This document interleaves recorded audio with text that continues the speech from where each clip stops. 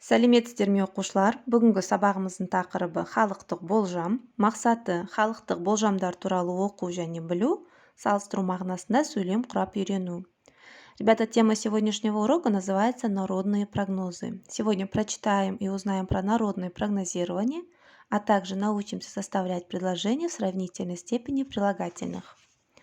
Бүгінгі өтетін жаңа сөздер: найзағай, молния либо гроза, құрғақ, сухой, шық, роса, күркіреу, греметь, көртышқан, крот, бозторғай, жаворонок, шегіртке, саранча, тышқан, мышь, қарға, ворона, ін – это нора. Жаңа сөздерді қайталаймыз және есте сақтаймыз. Ребята, давайте повторим новые слова. Найзағай, құрғақ, шық, күркіреу, көртышқан, бозторғай, шегіртке, тышқан, қарға, ін. Жарайсыңдар балалар. Жаңа сөздерді жаттап аламыз.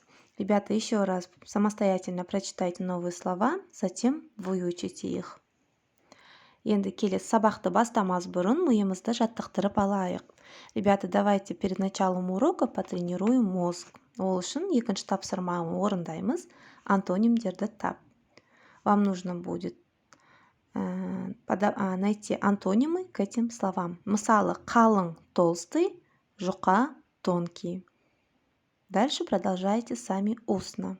Приостановите видео и попробуйте это сделать. Енді өз-өзімізді тексереміз. Давайте проверим. Дымқыл – это влажный, құрғақ – сухой. Аз – мало, көп – много. Ұзақ – долгий, қысқа – короткий. Жұмсақ – мягкий, қатты – твердый. Жақын – это близко, алыс – далеко. Ребята, я думаю, все справились. Молодцы, келесі.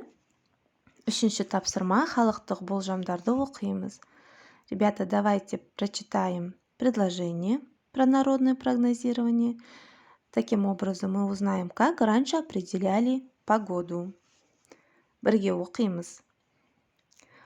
Көртышқан ін қазғанда топырағын жақын үйсе, қыс қатты болады. Если крот, копая нору, собирает почву близко, то зима будет суровой. Бозторғай ұясын ой жерге салса, жаз құрғақ болады. Если жаворонок гнездится в ближайшей местности, то лето будет сухой. Шық қалың түссе, шөп қалың өседі.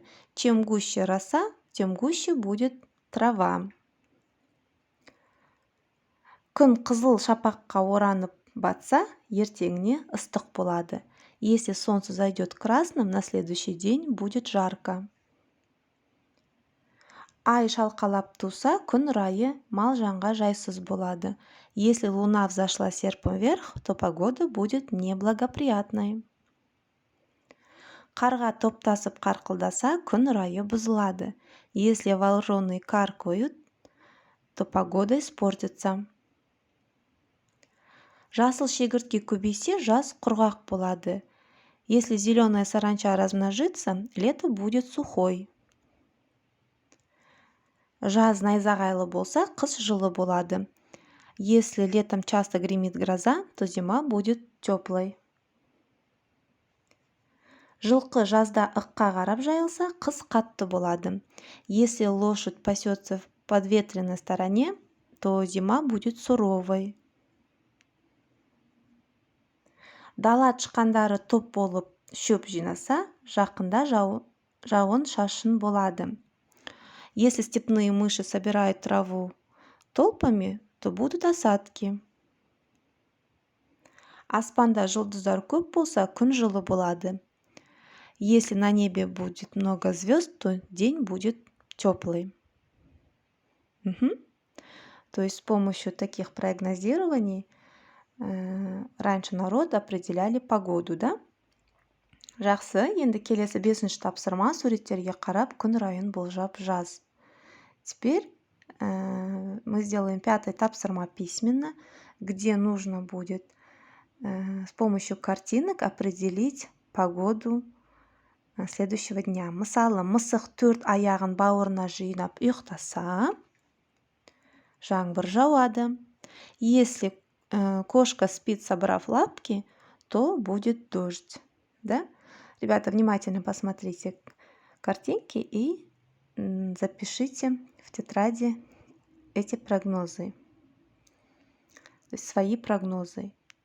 Енді келесі есте сақта, яғни грамматика. Біз сіздермен сын есімнің салыстырмалы шырайын жалғастырамыз. Ребята, мы с вами продолжаем сравнительную степень прилагательных. Мы изучали первый способ, который образуется с помощью суффиксов рак-рек, рак-рек. Сегодня будем говорить про второй способ, который образуется с помощью суффиксов лаулиу, даудиу, таутиу. Лаулиу добавляем, если слова заканчиваются на данные буквы. Мысалы, жұқа – это тонкий, жұқалау – потоньше. Даудиу добавляем, если слова заканчиваются на буквы лм, ңзы. Мысалы, терең, глубокий, тереңдеу – поглубже. Таутиу добавляем, если слова заканчиваются на глухие звуки. Мысалы, алыс – далеко, алыстау – подальше. Ребята, обратите внимание, как суффиксы меняют смысл слова, то есть смысл прилагательных. Егер ереже түсінікті болса, үй жұмысы 4-ші тапсырма тиісті қосымшаны жалғап жазамыз. Если вам понятно правило, вам нужно дома к этим словам добавить данные суффиксы прилагательных и составить несколько предложений. Затем записать его в тетради. Ендігі сабағымыз аяқталды. Сау болыңыз.